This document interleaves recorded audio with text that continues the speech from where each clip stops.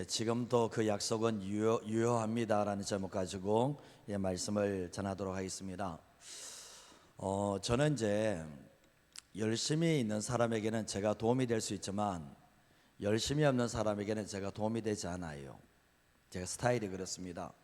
신앙생활 주님 닮아가 보려고 하고 안 되지만 정말 주님께 쓰임 받기를 원하는 그런 마음들이 열심을 가진 사람들에게는 제가 어느 정도의 디딤돌이 될 수 있겠지만 열심을 내지 않는 사람들에게는 제가 있으나 마나한 존재라는 것을 너무나 잘 알고 있습니다.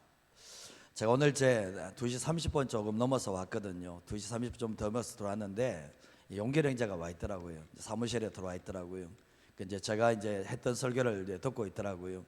그러면 제가 차가 있는 모습을 보면서 참 반가웠습니다. 그래도 뭐냐 보면 이 새벽에 와서 와 있다라는 그 자체가 너무나 반가웠고 일찍 와서 기도하는 모습을 보면서 참 기뻤습니다. 왜냐하면 이 새벽에 준비하고 이 새벽에 나와 있다는 그 자체가 너무나 귀하다는 생각들을 해보게 되었거든요.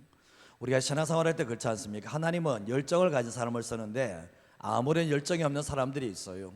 세상의 일에 대해서는 그렇게 열심을 가지는데 하나님의 나라에 대해서는 열정을 가지 못한 사람들이 있는데 하나님은 그 사람을 통해서는 절대로 일하지 못한다는 것입니다.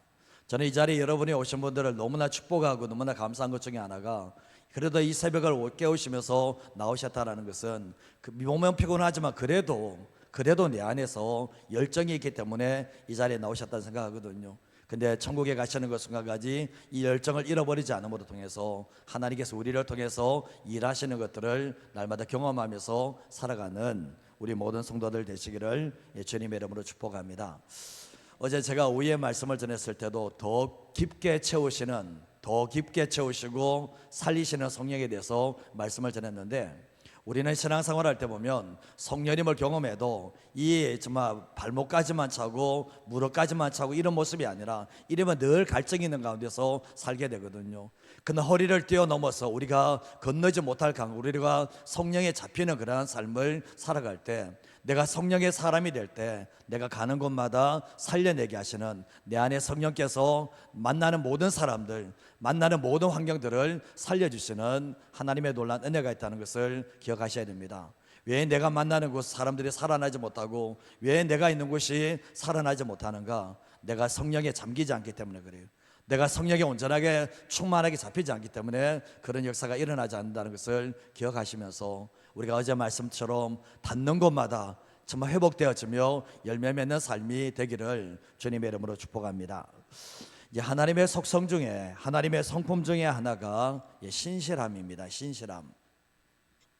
신실하다는 것은 하나님께서는 그가 약속하신 것을 반드시 지키시고 실행하신다는 뜻을 가지고 있는데 사람은 그렇지 않아요. 사람은 물론 신실한 사람들도 있겠지만 대부분의 사람들은 신실하지 않다는 것을 우리는 너무나 잘 알고 있습니다. 근데 우리가 하나님의 사람들은 하나님이 신실하다면 하나님의 사람들은 어떤 삶을 살아가야 되는가? 해답은 이미 나와 있습니다. 하나님이 신실하신 것처럼 하나님을 닮아가는 우리 모든 성도들이 신실한 삶을 살아가는 건 그게 하나님께서 원하시는 모습인데 신앙의 연수가 오래되면 오래될수록 뭔가 많이 아는 것보다 더 중요한 것은 신앙의 연수가 되면 될수록 하나님을 닮아서 신실한 모습으로 나아가는 것, 그게 신앙의 자랑이 될 수가 있게 됩니다. 근데 신실한 사람들은 반드시 어느 순간에 빛을 발하게 하시는 하나님의 역사가 있게 되지만 신실하지 못하면 내가 그 모습이 아무리 화려하다 할지라도 다른 사람에게 영향력을 미치는 삶을 살아갈 수가 없게 되는 겁니다. 우리가 찬양에도 보면 오 신실하신 주 찬양이 있잖아요. 하나님 한 번도 나를 실망시킨 적 없다. 그리고 하나님께서는 언제나 공평과 진리로 우리를 지키셨는데 그러면서 우리가 오 신실하신 주 보면 되돌아보면 지난 사흘 되돌아보면 하나님께서 분명히 내게 약속하신 거 안 지켰다 생각할 때가 많이 있는데 되돌아보면 하나님은 단 한 번도 나를 떠난 적이 없고 나에게 대해 말씀하신 것을 이루지 않으신 적이 없다는 것을 우리가 깨닫게 된다는 거죠. 하나님께서 우리를 버리지 않으셨기 때문에 이 자리에 왔습니다. 내가 너를 떠나지도 않고 버리지도 않겠다고 말씀하셨는데 저도 그렇습니다. 하나님이 버리셨다면 수억만 번 버려도 정말 당연한 존재거든요. 하나님이 버리지 않으셨기 때문에 이 자리까지 오게 되었는데 그러면 우리가 삶을 살아갈 때도 하나님께서 우리를 실망시키지 않으셨다면 우리의 삶을 살아갈 때도 하나님을 실망시키지 않기 위해서 몸부림치는 삶을 살아가는 것이 바로 성령의 사람이라는 것을 기억하시면 좋겠습니다. 성경은 이제 약속과 성취의 책이잖아요. 약속하시고 성취하시고 약속하시고 성취하시고 이게 성경에 나와 있는데, 성경은 인간의 약속이 아니라 하나님의 약속이고 하나님이 약속하시고 성취하신 분이라는 것을 보여주고 있는데, 하나님은 약속하신 것을 잊어버리지 않으세요. 사람은 약속하면 잊어버릴 때가 많이 있는데 하나님께서는 수천 년 전에 약속하셨다 할지라도 그 약속을 잊어버리지 않는다는 것을 알게 되는데, 하나님께서는 때가 되면 반드시 성취하시는 분이신데 창세기에서 말씀하신 것을 잊지 않으시고 수천 년이 지난 후에도 하나님께서는 그 약속을 지금도 이루시는 분이 바로 하나님 아버지시라는 겁니다. 민수기 23장 19절 말씀을 같이 한번 읽어보도록 하겠습니다. 하나님은 사람이 아니시니 거짓말을 하지 않으시고 인생이 아니시니 후회가 없으시도다. 어찌 그 말씀하신 바를 행하지 않으시며 하신 말씀을 실행하지 않으시랴. 이전에 개역 한글판에는 하나님은 시건하지 않는다 그랬거든요. 시건이나 보면 자신이 하신 말을 먹어버리지 않는다는 거예요. 자신이 하는 말을 삼켜버리지 않는다라는 거죠. 사람들은 그렇지 않지 않습니까? 자신이 한 말을 삼켜버리고 자기가 한 말을 지키지 못하는 사람들이 너무나 많은 거잖아요. 근데 이 말씀은 이제 술사인 발람이 했던 말이거든요. 근데 결국은 뭡니까? 하나님께서는 자신이 하신 말씀을 반드시 지키시는 분인데, 구약에는 뭡니까? 예언이 참 많습니다. 구약의 모든 예언들이 신약에 성취가 되는데, 특별히 보면 정말 예수님에 대한 예언들이 참 많습니다. 창세기 3장 15절 말씀에 하나님께서 이 아담과 하와가 정말 무너졌을 때, 불순종했을 때 결국 뭡니까? 여자의 후손으로 예수님이 이 땅에 오실 것에 대해서 말씀을 하셨는데, 결국 뭡니까? 갈라디아서 4장 4절 말씀에 오면 때가 참에 하나님께서 여자의 후손에서 아들 예수 그리스도를 나게 하시는 역사가 있게 되었습니다. 그리고 또한 이사야 7장 말씀에 하나님께서 정말 이사야를 통해서 정말 처녀가 잉태하여 아들을 낳으니 그 이름을 임마누엘이라고 하라고 했거든요. 근데 마태복음 1장 말씀에 보면 예수님이 태어나게 되는데 그 이름을 임마누엘이라 하라고 하면서 정확하게 예언이 성취되어지는 모습을 보게 됩니다. 그리고 이사야 53장 말씀에도 보면 예수님이 십자가에 죽으시고 많은 사람들의 대속물이 될 거라고 예언하셨는데, 실제로 예수님이 이 땅에 오셔서 십자가에 죽으시고 정말 이렇게 많은 사람들을 위해서 십자가에 죽으시고 대속물이 되시고 부활하시고 승천하신 사건들이 바로 구약에 다 예언되어져 있다는 겁니다. 그리고 또 인류의 마지막 심판 또한 이 구약에 예언되어져 있는데, 오늘 우리가 이 말씀의 두 곳을 읽었습니다. 오늘 요엘서 말씀도 읽었고 사도행전 말씀도 읽었지만, 정말 이 요엘서에서 하나님의 약속이 나오고 사도행전에서 하나님의 성취가 나온다는 것을 알게 되는데, 이 요엘 선지자는 예수님이 오시기 전 한 800년 전의 선지자입니다. 근데 하나님께서 그때 약속하신 것을 사도행전에서 이루시는 모습을 보게 되는데, 정확한 때에 한치의 오차도 없이 이루시는 분이 바로 하나님이시라는 것을 알게 됩니다. 오늘 말씀을 첫 번째로 할 수 있는 게 뭔가 같이 한번 읽어보도록 하겠습니다. 구약의 약속이 오순절날 이루어졌고 지금 또 그 약속은 여전히 유효합니다.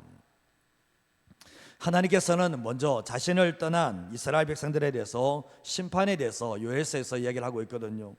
그리고 2장에 들어가면 하나님께서 심판은 하셨지만 다시 회복에 대해서 말씀을 하시는데, 요엘서 2장 18절 말씀에 이런 말씀이 있습니다. 한번 읽어볼까요?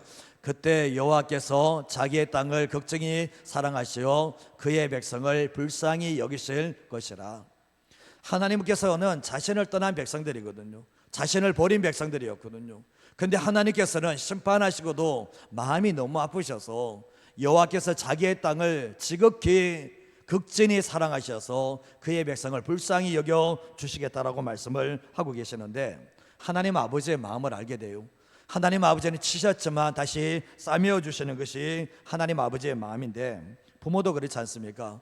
부모가 아이가 잘못해서 매를 대잖아요. 그러면 애가 울면서 잡니다. 그러면 부모가 그 방에 들어가서 때린 자리가 멍이 들지 않았는가, 정말 거기에 상처가 돋지 않는가 보게 되는 것처럼 하나님 아버지께서도 마찬가지라는 거예요. 하나님 아버지께서는 매를 대시고 난 뒤에도 마음이 아프셔서 그러고 난 뒤에 또다시 회복시켜 주시는 분이 바로 하나님 아버지시라는 것을 얘기하고 있는 겁니다. 그러면서 2장 27절 말씀에도 보면 그런즉 내가 이스라엘 가운데에 있어 너희 하나님 여호와가 되고 다른 이가 없는 줄을 너희가 알 것이라 내 백성이 영원히 수치를 당하지 않도록 해주겠다라고 말씀을 하고 있는 거예요.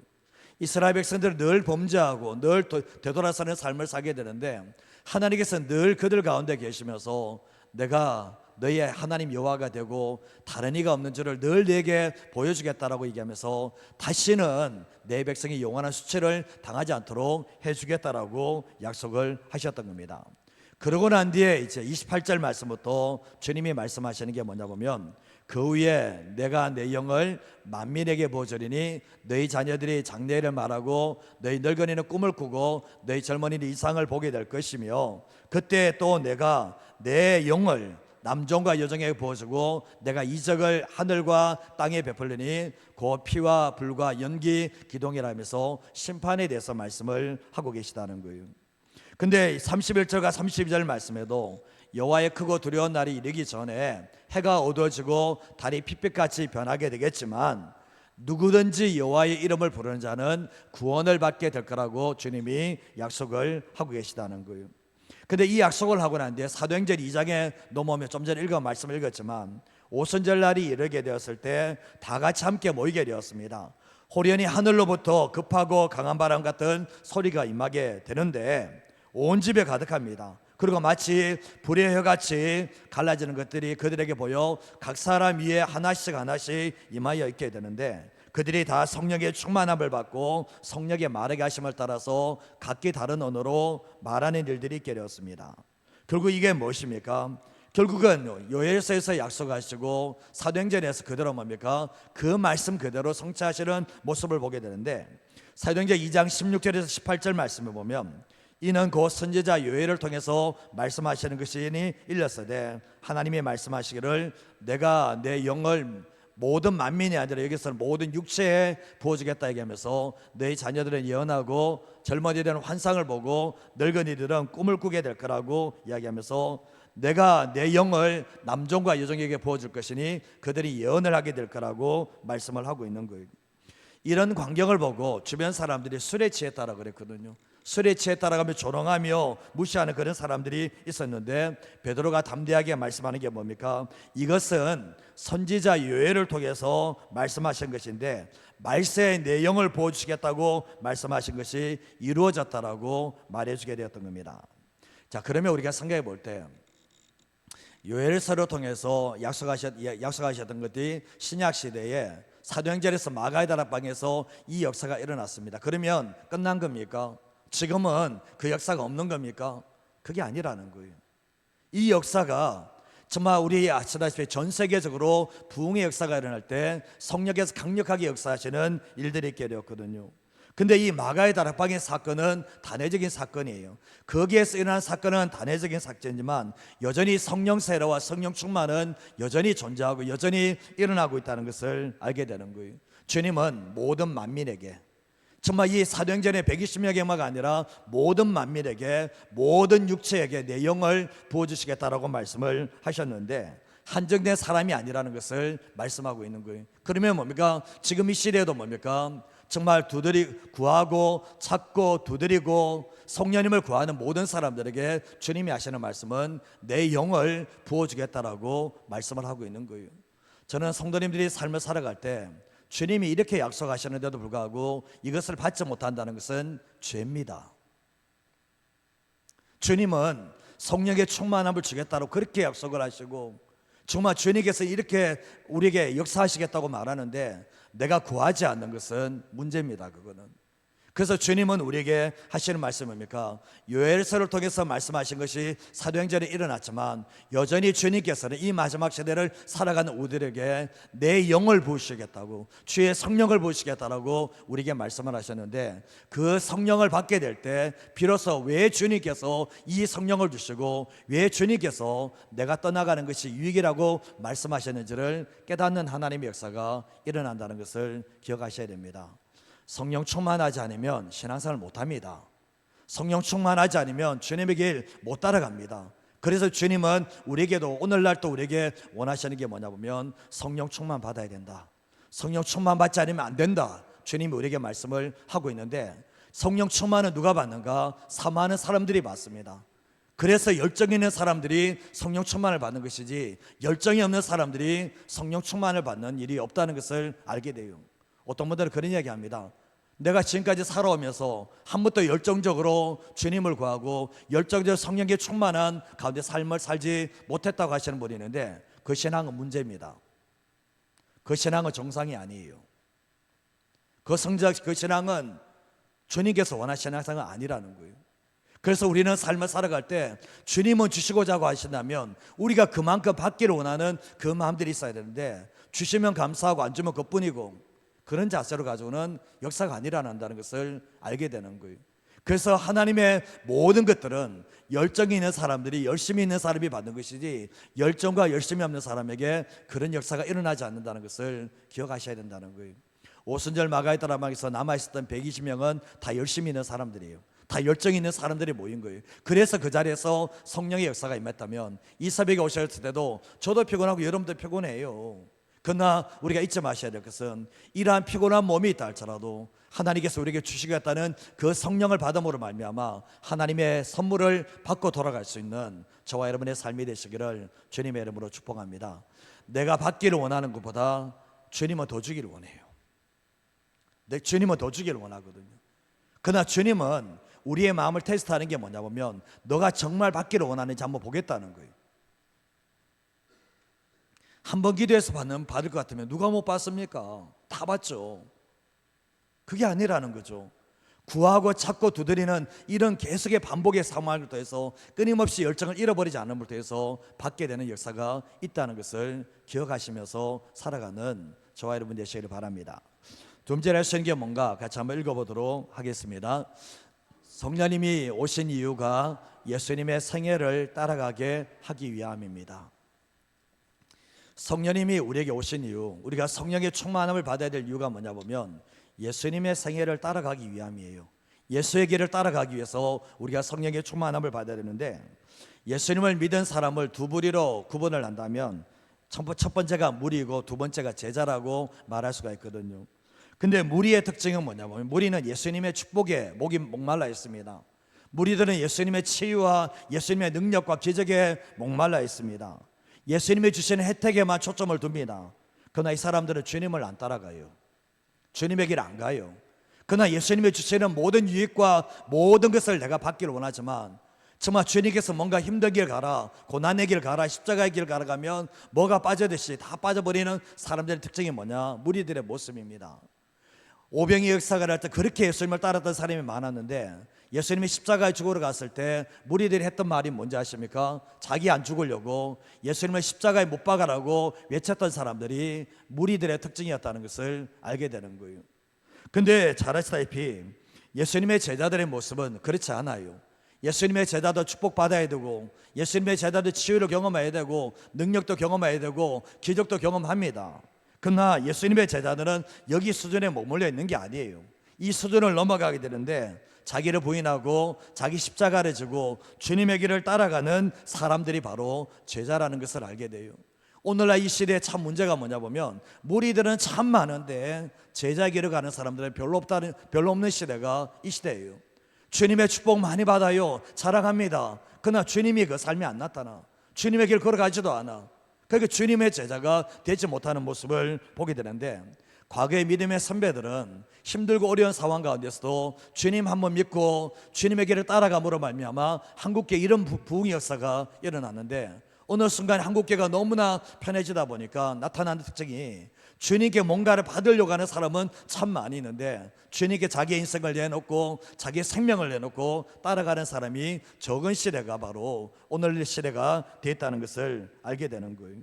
그래서 예수님의 제자들은 세상의 한복판 속에서 예수님을 드러내고 부르심을 따라 사명자 길을 걸어가게 되지만, 무리들의 삶은 제자의 길을 가지도 못하고 사명자의 길을 걸어가지도 못한다는 것을 알게 되는 거예요. 예수 믿고 난 뒤에 여전히 자기 길을 걸어가는 사람들이 있습니다. 믿는 사람인지 구분은 모르겠지만 예수 믿고 난 뒤에 여전히 자기를 위해 살아가는 사람들이 있습니다. 이런 사람들은 좁은 문 좁은 길로 들어가는 게 아니라 넓은 문 넓은 길로 항상 들어갑니다. 이 사람들 좁은 길로 안 들어가려고 그래요. 근데 예수 믿고 난 뒤에 자기 자신을 버리고 좁은 문 좁은 길로 들어가는 사람들이 있거든요. 예수님께서도 하셨던 말씀이 세상 사람들은 넓은 문 넓은 길로 가지만 너희들은 나를 따라오려면 좁은 문 좁은 길로 들어오라고 말씀을 하셨거든요. 근데 그 좁은 길을 가게 만드는 중심에 누가 계시는가? 성령님이 계시다는 거예요. 성령께서 그 좁은 길을 들어갈 수 있도록 만들어 주신다는 것을 알게 되는데, 성령님이 오신 이유가 능력을 주시기 위해서, 성령님이 오신 이유가 신비한 뭔가 무엇을 보여주기 위해서 성령님이 오신 게 아니라, 성령님은 가장 먼저는 예수님의 영이시고 성령님은 하나님 아버지의 영이시거든요. 그래서 하나님 아버지의 영광을 위해서, 예수님의 이름을 위해서 걸어가게 만드는 것이 성령의 역사라는 것을 알게 되는 거예요.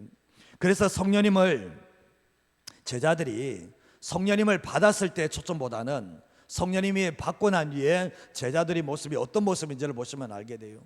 우리가 생각하면 내 성령 충만 받았다 얘기하면 성령 충만 받은 결과가 있어야 되잖아요. 그렇지 않습니까? 성령 충만을 받았다고 얘기하면서 여전히 자기 멋대로 살고 자기가 원하시는 길을 간다면 누가 그 사람 보고 성령 충만 받았다고 얘기합니까? 그럴 수는 없는 거잖아요.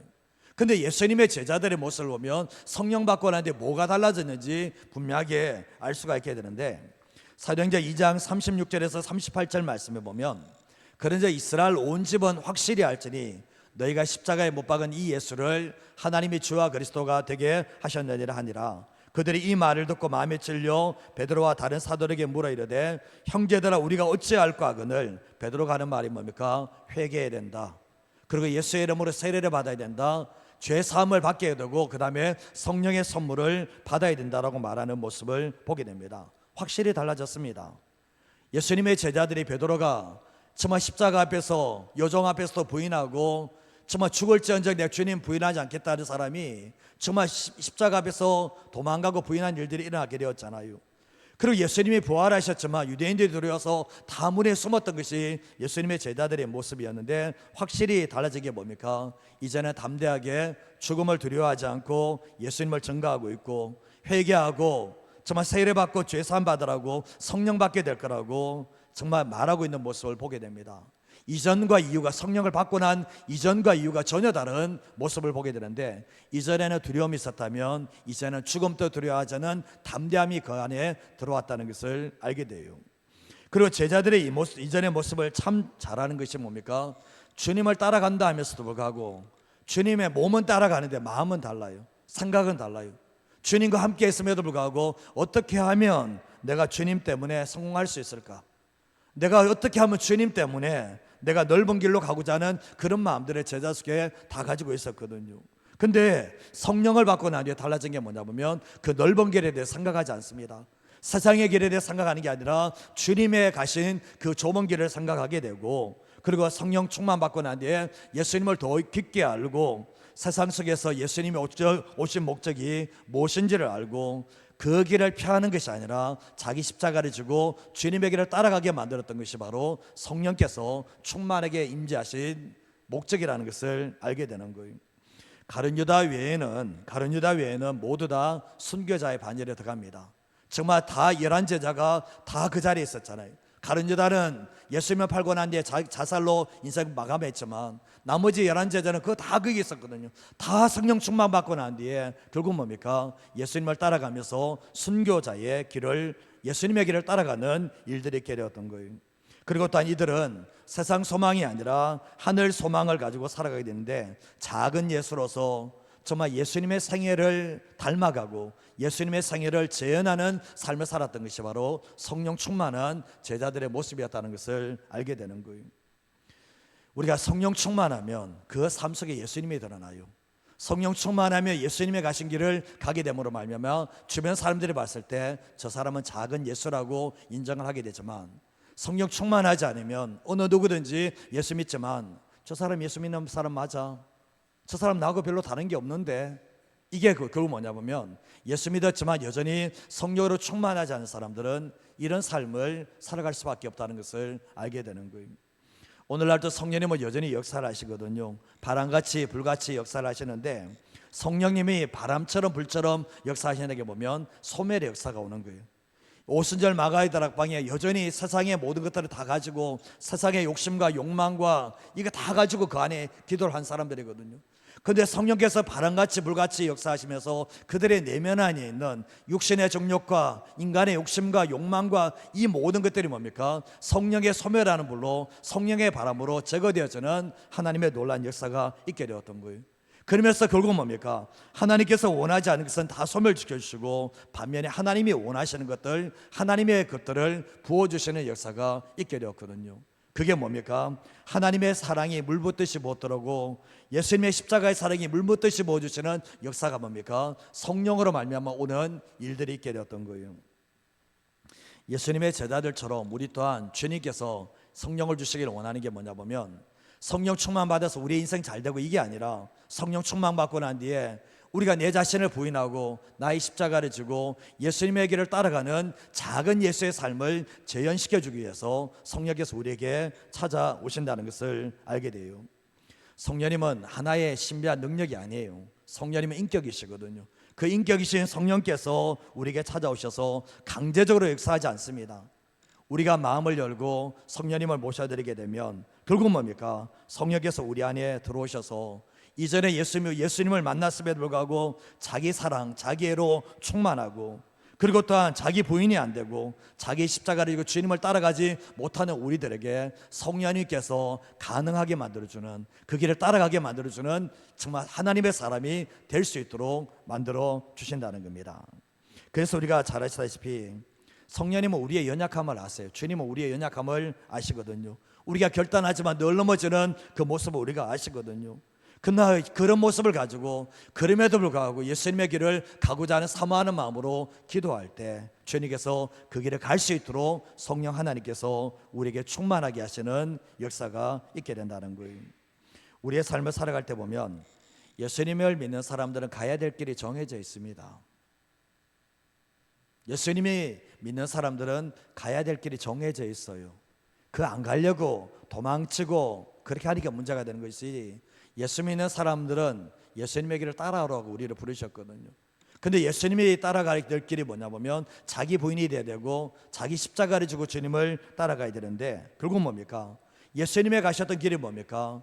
자기를 부인하고 자기 십자가를 지고 사나 죽으나 하나님 아버지를 기쁘시게 하고 하나님의 이름을 존귀하는 삶을 살았던 것이 예수님의 길이었다면, 성령께서 우리에게 찾아오셔서 충만하시게 한 뒤에 그 길을 가도록 만들어주는 것이 성령님의 역사라는 것을 알게 되는 겁니다.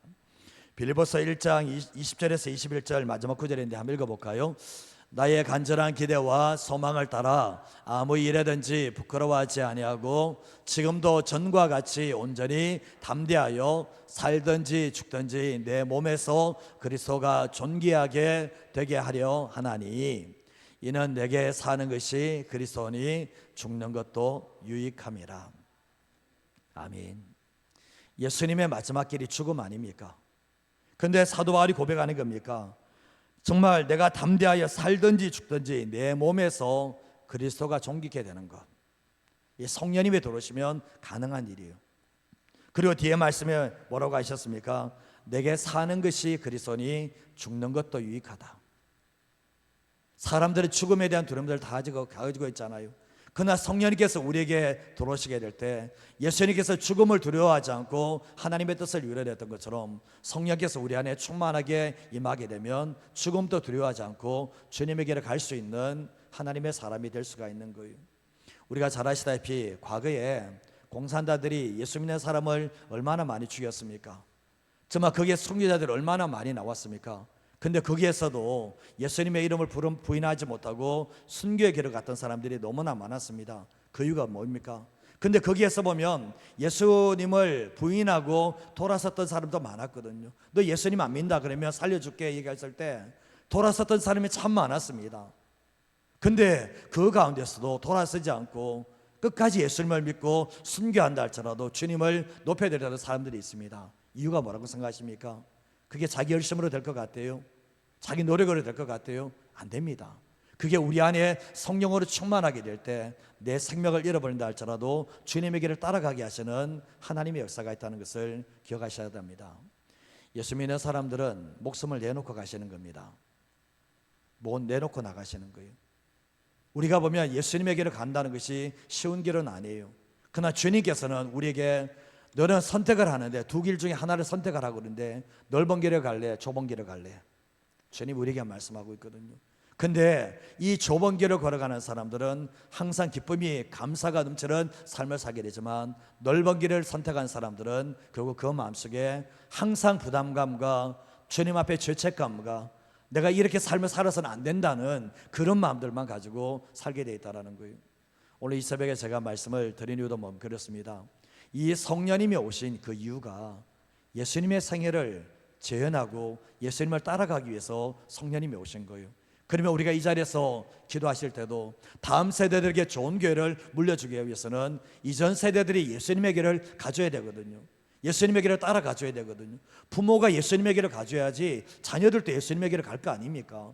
그래서 우리가 성령 충만한 가운데 예수님의 길을 가줄 때 내 자녀들이 혹여나 예수 믿지 않고 내 자녀들이 어긋난 길을 간다 할지라도 내 부모는 정말 예수 믿는 사람이야, 내 부모는 정말 작은 예수야, 그렇게 인정하게 될 때 정말 이 부모님의 모습이, 제가 예를 들면 부모님이 넓은 길을 가고 부모님이 세상 사람인데 내 자녀들이 보면서 어떻게 예수님의 길을 갑니까? 그 길을 내 자녀들이 그 모습 보고 어떻게 저 길이 예수님의 길이라고 말할 수 있는 거예요.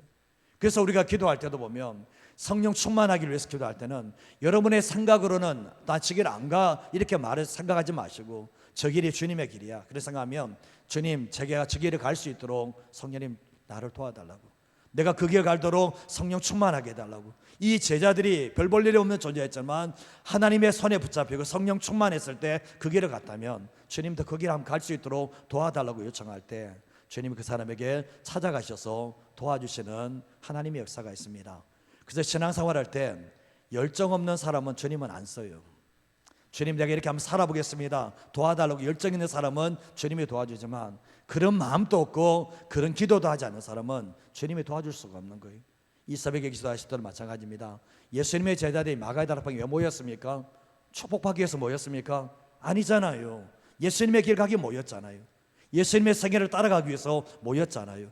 그 마음을 아시고 주님은 성령님을 부으시고 그 길을 가게 하셨다면 오늘 이 새벽에 함께 모인 저와 여러분들이 저도 안 돼요 저도 무너질 때가 참 많아요. 그러나 이 자리에 말씀을 전하면 저도 기도하는 게 뭐냐 보면 주님 넓은 길 가지 않겠습니다. 좁은 길 간다 할지라도 정말 성령의 충만한 가운데서 내 삶에 예수님이 존귀케 되어주고 사나 죽으나 내 삶에 정말 예수님의 이름이 드러나는 그 삶이 되기 위해서 기도하실 때 우리 이 새벽에도 반드시 그 마음을 받으시고 그 삶을 인도하시는 성령의 역사가 충만하게 부어지게 될 줄 믿습니다. 그래서 오늘 이 새벽에 오신 분들에게 이 놀라운 은혜가, 예수님의 길을 따라가는 놀라운 은혜가 부어지기를 주님의 이름으로 축복드립니다. 이 시간 같이